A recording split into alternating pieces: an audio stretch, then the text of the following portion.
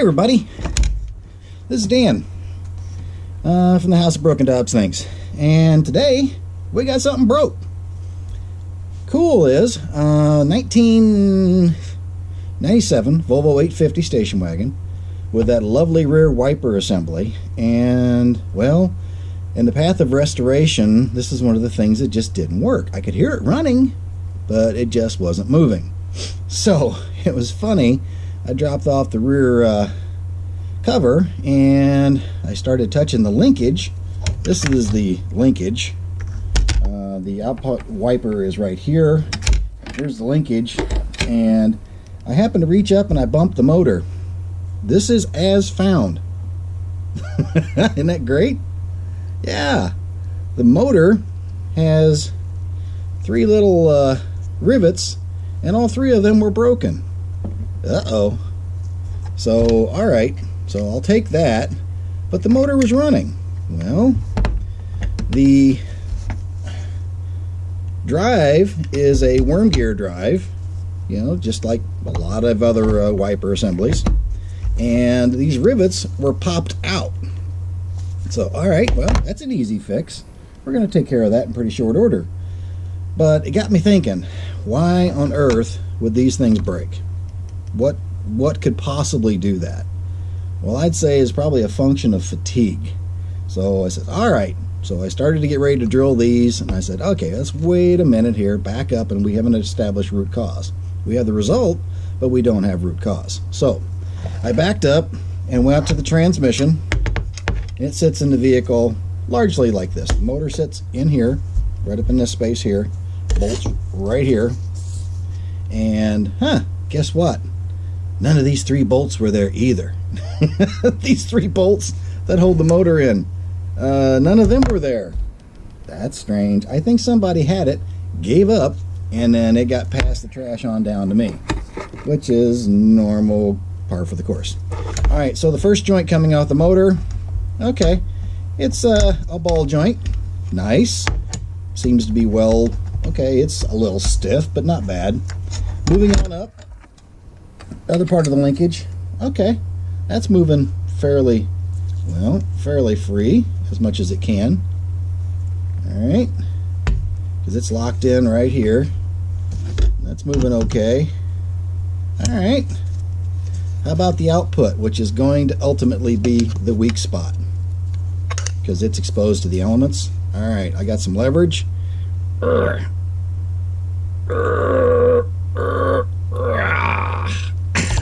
Yeah.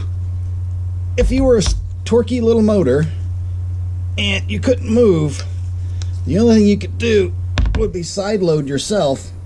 So as this was binding, this little motor was basically side loading this plate because it had no place to go. It couldn't go over it, it couldn't go under it, so it had to go around it. And that basically is what popped this loose. So I think the previous spelunker who was looking this over took one look at this and said, no, I'm not going there. So ultimately, we're going to go ahead and we're going to resolve this. We're going to drill out these rivets. We're going to put this back in there. We're going to double check the motor operation, which it was running. I could hear it. And we're going to clean that up. And we're going to establish 3 new bolts to put this back on. And then we are going to tackle this rusty pile of goo here.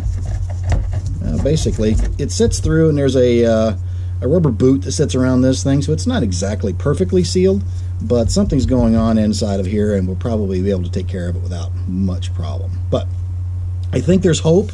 It looks like a complete basket case, but I think we're going to be able to save this thing. So we will bring you back, but I wanted to share this one with you. Okay, oh no, Dan's fixing another truck, or not a truck. He's fixing another Volvo. Yeah. To kind of explain, I grew up fixing cars and anything else. Didn't have money, had to fix it. If you want to use it, you better learn how to fix it, and cheap. So now, as I've progressed into career and so forth like that, I kind of still like the challenge of getting something working that isn't working, and something that if I can fix it, I take more pride in driving a vehicle that I've fixed than I would driving a brand new one. It's just me. And I do like the Volvos because they're tough as iron, and this is an example of it had really no choice. It was neglect that got it. So I'm going to fix it, and you're going to be here with me, and I hope you appreciate this and enjoy it, because it's really cold outside, so I'm doing it only for my YouTube viewers. Alright, we'll bring you back. On with this a little bit. This is all made of, I'm going to say it's probably a zinc casting or aluminum, and either way it looks to be fairly delicate. You can see right here, you can see the chalky nastiness it was reacting to, so that's probably the start of the drama. And if I expect Volvo, they probably have a maintenance that you're supposed to do to this, and that was ignored, and we find ourselves in the dilemma we're at today. So had it set on there like that. Maybe this will be a better angle for you. There we go. I think that should work better for you. Alright, coming in for a close-up here. Going hands-free. Yeah, it's just kind of gungy and grungy. We'll give it another shot here. Before I go too far, I think I don't want to try to take it apart yet. Try to get it cleaned up a little bit, but we're going to put it on for a little bit of cleaning right here. This is a throttle body cleaner, but it doesn't really matter because it's a thin cutter. Okay. I don't want to muscle this thing too much because it's probably fairly delicate. Let's get in there for a second.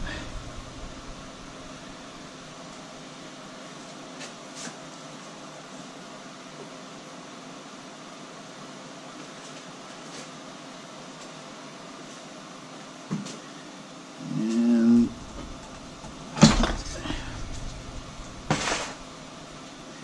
we are probably going to go to one of our standbys. I'll bring you right back. Okay, one of my main standbys, notice the size of this thing. This is transmission fluid and acetone. The acetone's probably flashed off a little bit, but I certainly like using it for its rust penetrating capabilities. You know, I have the fancy stuff as well, but I also have this stuff, and it works pretty well. Try to control my mess here. I know. Why bother, Dan? Look at that place. Yeah, I collect more than I have space. So I'm always constantly battling that. Okay. And again, I'm taking it really easy on this thing because I don't want to break anything.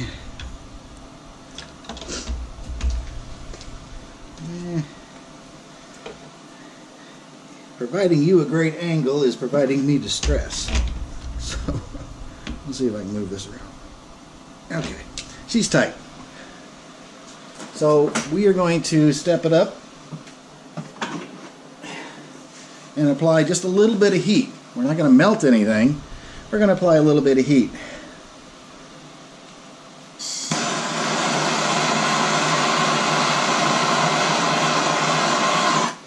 If you can see that or not. Flashing this.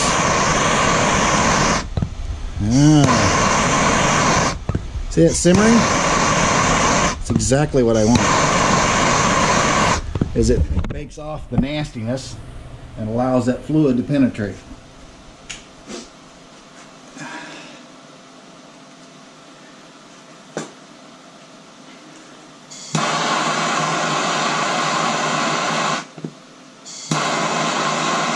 Again, I'm not applying much heat at all here. What I'm hoping is going to happen is it's going to start wicking its way down through, and ultimately I'm going to wind up with a little bit of movement.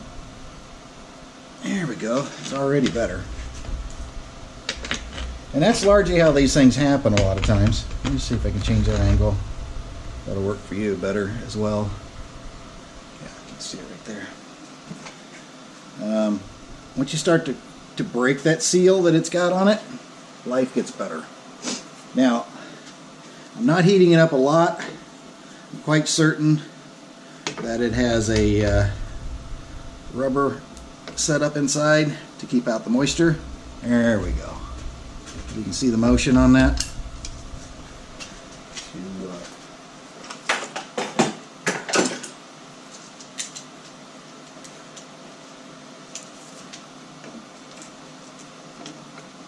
No, no guys, I'm not doing that. I'm adding this in for the viewers so you can actually see it. Okay, I'm not biting into that shaft at all. I'm just basically adding this to allow you to see it free up. Alright, it's already about 10% of what it was torque-wise. Alright, and just use the vice grips, man. No, I don't want to booger that shaft. Alright, so you can see that I'm moving. No trick photography here, folks. Warts and all, that's what I tell you. Warts and all. Alright.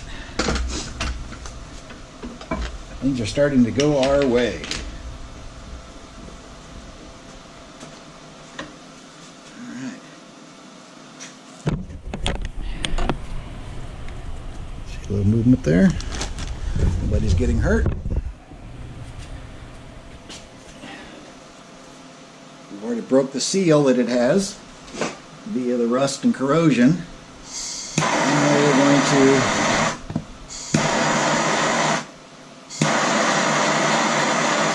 further allow that to work its way down inside. Ugh, I'm just going to have to punt here, folks. Oh yeah. Oh, there's a nice stiff spot that it hasn't worked its way into. Okay, either way, if I started pounding on this thing to try to get it out, I would definitely do more damage than good. Now, by function on this one, because it has this bell crank going on here, it never did a 360 movement, so it can't go round and round. It's only been going through the wiper sequence of what its movement travel is, so I can't just easily spin it around. Okay, it's better. It's still not good. Alright.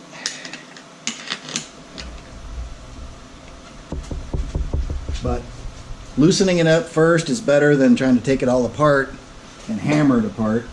At least I've broken the seal that the corrosion was causing.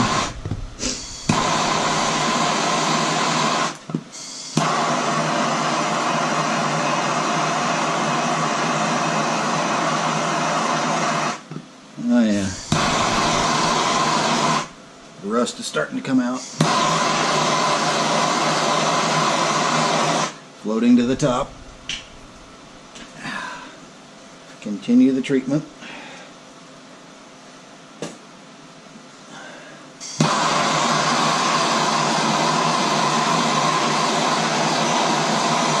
Very, very little heat. Okay, guys.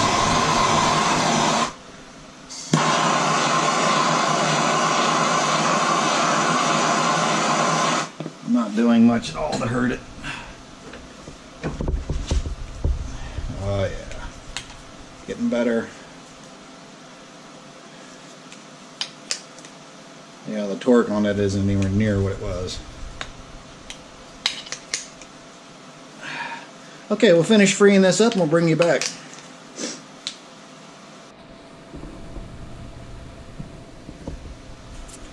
Okay.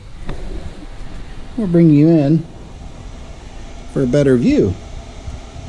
I think, based on the image, you can see pretty well. Sorry, I'm working free-handed here. Little snap ring going on right there. So we are going to work to get that out, then we can get the shaft out and give it a clean, properly clean it up. But at least it turns now, and we should be able to get it apart without a lot of wrestling. we will bring you back. Hopefully you can see that. It's a little dark over here in the corner, but I think we're getting that snap ring out. There we go. On the other side.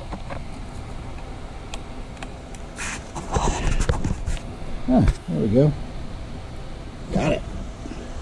Okay, now we'll work to get that shaft apart. Bring you right back. Okay, everybody, we're getting close here. I was using my little fake Mjolnir here, Thor's hammer. I picked this up off the ground at the scrapyard one day. You know what? I don't have the heart because it's cracked to really do anything with it other than use it for a tapping tool on occasion.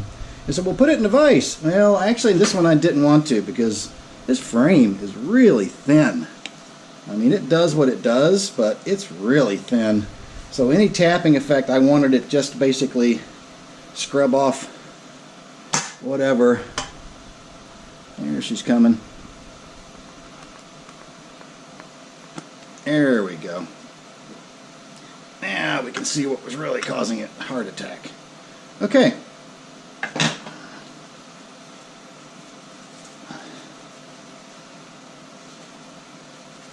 Little thrust washer at the bottom. And again, this is as much for me as it is for you. It looks like it has a wave washer and a thrust washer at the very bottom to keep a little bit of tension on it. And it had another spacing washer at the top. And it had that little snap ring that we talked about earlier, okay? So that's how it goes on there. So I'm actually using this YouTube video to record the disassembly on this thing. So I can even use my own for notes. Okay, there's a shaft. You can kind of see some of the goo. And that's mostly what it was. It wasn't pure rust or anything like this. It was sealed up, but dry grease just got it bound up, and away it goes. Inside the housing, looks like we have a, let me light this up a little better,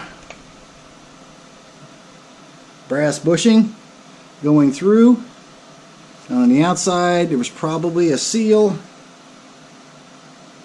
that was supposed to keep the gunk out, but I think we can do just as effectively with a good application of a good all-around grease. Let's see, we'll go in. Fit was pretty good. Out of your face. Fit was pretty good. Now after I've cleaned it up, look, it's there under its own power. So we'll give that a good little quick cleanup and reassemble it, and I think it's going to be just fine. Okay, and cheat. Yep, no trick photography here, Dan. There you go. There we go. So, get that cleaned up, and then we'll start working on the motor. Okay, just a little bit of the gratuitous cleanup. You don't want to watch me clean this thing up, but just to give you an idea of what I was doing. Just using a little emery cloth here. Very lightly. There doesn't need to be anything aggressive. There's only one spot of rust on here. It's got just a little bit of pitting. And I would say that would be the, right here, I'd say that would be the cause of my issue. That's where it was locked up. Or at least extremely binding. So again, my theory on this one is, and it's just a theory, I don't have Lawrence Livermore Research Lab backing me up, or NASA, or anybody else, but this couldn't move freely enough, so it caused a condition of a chronic load, and that little worm gear had so much torque to it, that a little motor in the worm gear, that it side loaded itself and kept pushing on those rivets until something gave up. And in this case it was the rivets. Previous tenant had been in there, poked around, given up, thrown their arms up, and called it a lost cause. And here we are right now. So again, we'll clean this up, but I wanted to show you that rust so you know right about where it was happening. Okay, we are reassembled. You can see that. We are no real problem. It's got a grease in it, so it's going to have some resistance. The back side, I've hit all of the joints, which I can't really grease because they're riveted together. I've hit those with fluid film, which does not freeze and does do a pretty good job of continuing to creep into the joint. This one up here at the top is a ball socket into a looks like a I don't know, harder plastic for that joint. That one I did grease, and I did go ahead and work that one in very lightly. I didn't leave a big glob of it. Again, I'm not endorsed or anything like that, but that's what I used, the Magnalube G. Seems to work pretty good. It's very easy to keep on target. So once again, Active Atom boys, it's been a good information share back and forth. So now this arm, when it's working properly, it pivots. Right here is where the motor connection is going to be. Right here, this is where the shaft coming out the motor, and the motor is going to rotate, and it is going to continue to push and rotate, and it's going to pull it back. So that's all the motion you're going to get out of your wiper arm. Okay, so I think we should be in great shape on this. So now on to the motor repair. Successfully repaired this one, and I think we're going to be in great shape. Okay, I'll be right back. Hi, this is Dan back. We went ahead and took the motor, and the little rivets that you saw earlier, we knocked those out. It was just a quick punch tap, loosened them right out of there. And then we used a M4 by 0.7. This is the first time I've used one. This is a Banggood M4 by 0.7 combination drill and the tap. So I use those. Again, my cross section here is very small, so it drilled right through and ran those through. I didn't think it was worth filming, but you can see that I got 5 new screws on there, and some of you will be impressed, some won't be impressed with the fact that I had M4 carbide retaining screws. So these are high grade torque screws, but they have a tapered bottom. I think I'm going to let it go. I think it'll be fine. If this thing tries to lift, it's going to run its way right into the wedge on those screws. So I think we'll be fine. So again, it had those little rivets on there before, so I'm not really all that worried about it now. So from there, we've got the transmission mechanism working smoothly. We've got these holes drilled out with something that is miles ahead of what it had before. Just little stamp insert rivets. So we are going to clean this out and clean out all the dry gunk grease that was in there before. And then we're going to give it a shot on seeing if we can get this to work today. So with that, I appreciate you hanging with me while I did this on a Saturday afternoon. The wife and grandkids and the daughter and son-in-law all went to a hockey game, which I'm not a huge sports guy, if you can guess. So I stuck around here, me and Indy, the shop dog Indy, if you will. Yeah, see, there's a reason for taking it apart. A couple of chips laying around. So I stayed home with Indy, and I got a couple of things done, and I'm actually kind of happy with that. I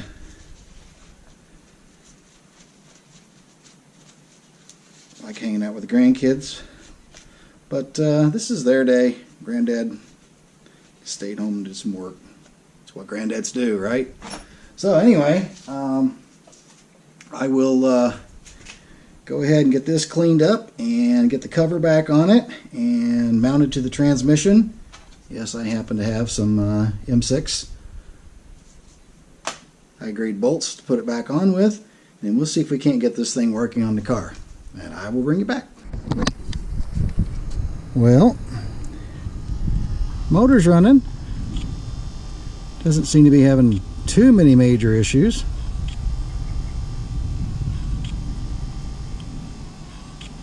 All right. go and work.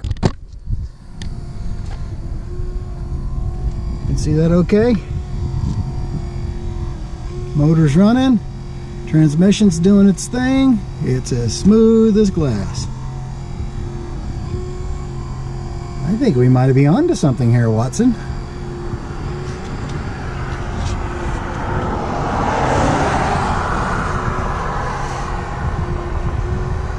There you go. Isn't that nice?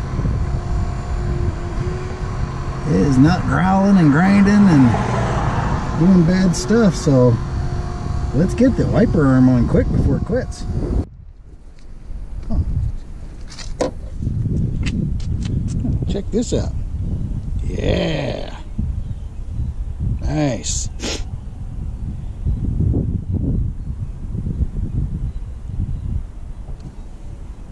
The intermittent works. It's all good.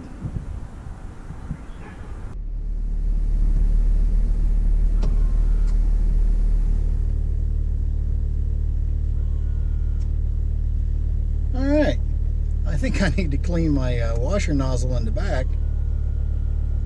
But I think you can see we have pretty much knocked that issue back with a no rear wiper. This is continuous run here. Works a lot better when you've got charging voltage going on. And it's actually really nice because intermittent function.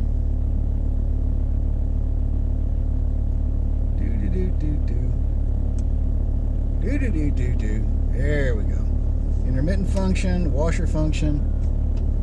Nice. And you clean that nozzle back there because it's probably been abused. But anyway, this is Dan from the House of Broken Dobbs Things, and we've unbroke the rear wiper on a Volvo 850 from a 1997 vintage. Somewhere down the line, somebody had started it and then evacuated, left the bolts out, and then the bolts on the motor were fractured. Actually, they weren't bolts, Dan, they were rivets. Okay, so the rivets were broken out, mostly because the stress in the output shaft coming from the pivot point we talked about wasn't allowing it to move, so that energy had to go somewhere. And being that that was a worm gear, that had quite a bit of torque to it, so it would stall, but not before it hit and stressed sideways coming off of that the center output shaft, so off of the motor, then going through the transmission, and then in turn coming out and locking up. So it had to find somewhere to give up that stress, and the motor took some of it, and then the output took the rest of it. So it twisted every time it kept working those rivets. Probably up here you really can't see or hear much, so if that thing were to stall, you'd hear a low hum. That was about it. Didn't pop any fuses, didn't break anything as far as blowing fuse or causing a traumatic noise, but it was happening all the time. So they may have even left it on there and it just kept hammering itself. So today the score is Dan 1, and the good old-fashioned 97 Volvo 850 nothing. So we've slowly putting this back together. By and large, as I said in the opening, I have more fun getting something that's broken back and running again properly than I do buying something brand new off the shelf. I don't know, it's a sickness. Collecting tools is another sickness. But yeah, that's about it from here, and thank you all your subscribers. And if you're just watching this as a Volvo DIY person, maybe I showed you something you didn't know. These cars are tremendously tough. They take a lot of abuse. They have a lot of durability to them, but they do need some care and tending. So that's it from the House of Broken Dobbs Things. Thank you for your time. Try to be respectful of it, and we'll look forward to something else.